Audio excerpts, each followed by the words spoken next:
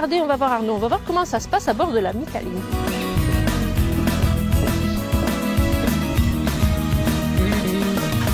Bonjour Arnaud. Bonjour Aïda, ça va? Ouais, c'est un peu petit chez toi, dis donc. C'est une petite cabane. Tu sais que c'est la première fois que je regarde de près un bateau du Vendée Globe et je me dis que la vie de tous les jours à bord... Elle est formidable. Oui, bah voilà, elle est formidable. Mais c'est pour ça que je vais te demander aujourd'hui, tu prends le départ du prochain Vendée Globe. Ce sera ton 4e. Tu as commencé en 2008. Pourquoi tu y retournes? Pourquoi j'y retourne? Parce qu'il n'y a rien de plus beau que faire le tour du monde à la voile, je trouve. Et puis quand j'étais gamin, j'avais un globe comme tous les gamins, tu vois, et je rêvais de faire, pas forcément une course, mais faire des expéditions. Et puis je regardais cette planète, qui est notre planète, je me disais, mais c'est assez magique, il y a beaucoup d'océans. Donc au début c'était plus ce côté aventure, maintenant c'est plus ce côté compétition qui m'excite. Et puis maintenant que j'habite au sable, je suis vraiment imprégné de tout ça. Du coup, je trouve que c'est passionnant de monter un projet, c'est passionnant de naviguer, c'est sûr, de faire le tour du monde, mais avant, en amont, de construire le projet, de trouver des partenaires. J'ai la chance d'avoir un atelier juste à côté, donc je suis complètement imprégné de cette course-là. Et puis, je trouve que c'est de plus en plus excitant avec nos bateaux. J'ai des foils, c'est pas des foils extrêmes, mais c'est des petits foils. Du coup, c'est super excitant, le défi technologique. Pendant la course, non seulement parce que tu es sablé, mais aussi parce que tu es très drôle. Tu es un de ceux qu'on suit le plus. Tu as tout le temps la pêche. Tu fais le pitre sur le bateau. Dis-moi, rassure-moi, il y a quand même des jours où tout seul, là, dans ta couchette toute noire et sans doute assez humide, tu as quand même le cafard un peu. Le cafard, non. Dans les moments de mou, je me dis, j'ai pas le droit de me dire qu'est-ce que je fais là, parce que il y en a plein qui ferait n'importe quoi pour être à ma place. Et puis moi, ce qui m'aide en fait au final dans ces moments-là, c'est le suivi que j'ai quotidien d'ici, des écoles et tout ça. Donc je suis pas vendéen d'origine, hein. On dit que je suis d'Arcachon, on dit que je suis arcachomois. Parce que par hasard, je suis arrivé ici à La Chaume et du coup je suis resté à La Chaume, j'ai même acheté une petite maison. Et dans ces moments un peu pénibles en mer, j'oublie pas tous les gens qui me soutiennent au quotidien. Il y a des gens que je connais pas qui viennent sur le ponton des fois, qui me soutiennent, qui sont là. Arnaud, tu gagneras pas, mais on est avec toi.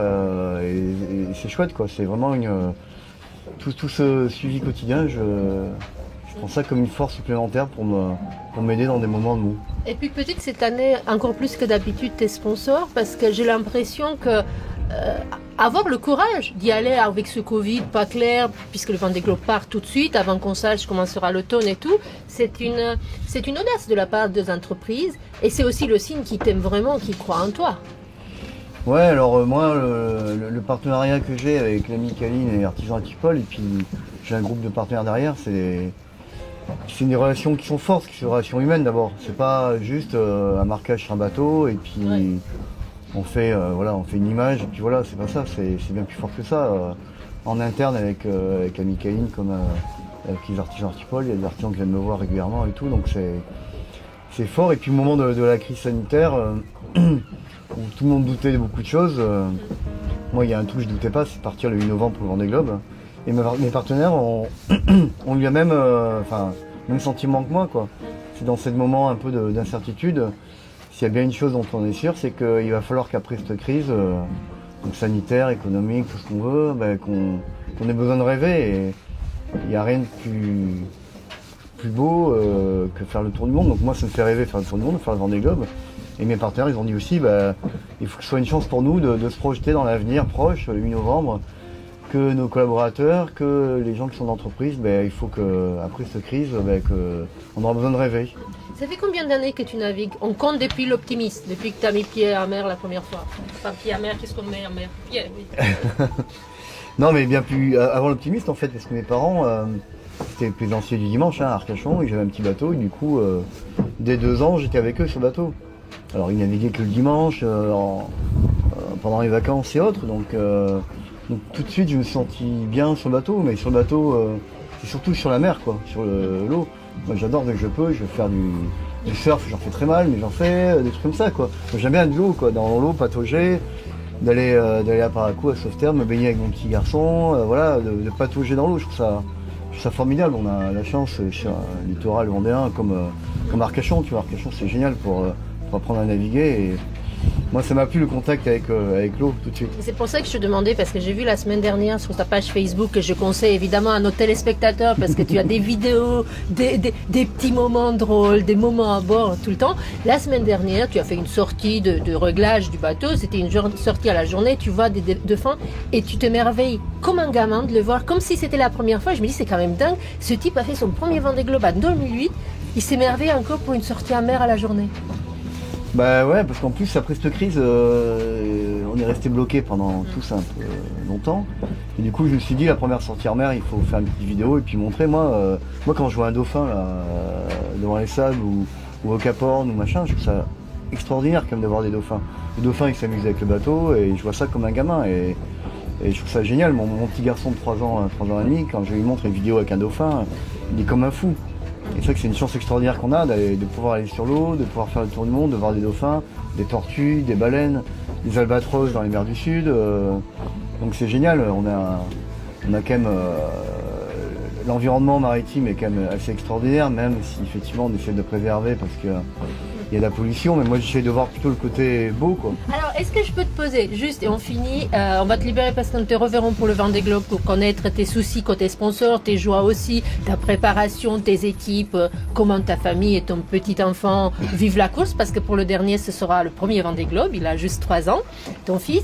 Mais d'abord, pour te connaître un peu mieux, pour connaître l'homme, et puis parce qu'il faut aussi quelques questions de blonde, lorsqu'une blonde est sur un bateau sans rien connaître à la navigation, ne pouvant pas poser les questions techniques, je vais te poser 2-3 questions pour connaître l'homme. Tu dis oui ou tu passes, c'est comme dans un jeu. Tu réponds ou tu passes, c'est juste un mot. Alors, le principal trait de ton caractère.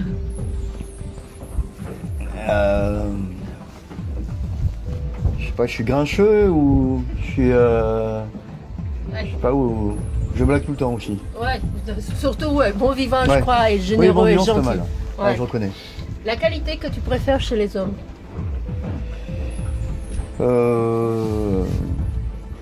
La motivation et puis la pugnacité. Chez les femmes. Je sais pas pourquoi, Chez les- c'est une question du questionnaire de Proust, ce n'est pas une question mal intentionnée de moi-même. Non, chez les femmes, le charme qu'elle peut avoir sur nous, les hommes. Ta principale qualité et ton principal défaut. Ma principale qualité, c'est la joie de vivre. Et mon principal défaut, c'est la joie de vivre. J'ai presque fini. Ton occupation préférée lorsque tu n'es pas en mer. Bah, j'aime bien traîner sur le ponton, là, tu vois. Là, je suis venu au bateau tout à l'heure, j'ai quelques petites bricoles à faire. Et sinon, j'aime bien traîner. Je suis pas trop la plage, mais j'aime bien aller faire du paddle, aller avec mon petit garçon Léo, là, sur la patauger, là. Voilà, donc... Si je te demande ta boisson préférée, tu vas forcément me dire la bière. Bah, j'ai un partenaire, Brasserie Mira d'Arcachon, là, qui s'installe d'ailleurs en Vendée. Donc la bière Mira, mais ils font aussi de la limonade et ils font même des bouteilles Arnaud Boissière. Je cherche les questions pour pas t'embêter trop. Allez, on en fait 3 de plus. Vas-y, Ça va, vas-y. tu tiens le coup. Ouais. À part toi-même, le coureur, le skipper adulé des pontons, bah quoi, c'est vrai. Qui voudrais-tu être? Oh, personne d'autre. C'est pas que je m'aime, hein, c'est qu'il faut pas être vivre dans le regret. Non, non. J'ai beaucoup lu quand j'étais gamin Henri de Montfred. Ça m'a toujours fait rêver, ces expéditions. Donc voilà, j'aime bien lire les récits des anciens navigateurs aventuriers. Et puis l'autre question, c'était un peu cela. Est-ce qu'il y a un marin qui t'a inspiré au long de ta carrière ou au tout début de ta carrière? Non, il y a plusieurs marins, mais tu vois, en étant au sable, voir un gars comme VDH, je suis assez admiratif parce que tout ce qu'il a fait, il a fait 11 ou 12 Cap Horn, je sais plus. Bon, il a fait la GGR, mais surtout c'est la manière dont il fait les choses, dont il navigue, quoi, qui est vraiment sympa. Et moi, étant d'Arcachon, un mec qui m'a fait rêver quand j'étais gamin, c'est Titon Lamazou. Il a gagné pour le Vendée Globe et puis il est un peu atypique. Il fait la peinture, il écrit. Dans le milieu, il dénote un peu par rapport. C'est pas un voileux par entière. Il fait plein de choses différentes. Et c'est un mec extraordinaire. Qu'est-ce que tu détestes par-dessus tout dans la vie en général? J'aime pas les cons. Et un rêve de bonheur, c'est la dernière. Quel serait ton plus grand bonheur là, dans les 2 semaines à venir? Eh ben, que tout le monde soit plus tolérant envers les uns avec les autres. Là, moi, ce que j'aime pas, c'est le racisme, tout ça, là, tous ces trucs-là. Et si ça pouvait nous servir de leçon, ce qu'on a vécu, c'est qu'on soit un peu plus tolérants les uns envers les autres. Merci infiniment, Arnaud Boissière. Avec plaisir, Aïda, tu es bienvenue à bord quand tu veux. Ah, en mer aussi? En mer pour te faire vomir. Allez, fiche. Cette émission vous a été présentée par Ilium, partenaire sablé d'Arnaud Boissière. À demain, Arnaud.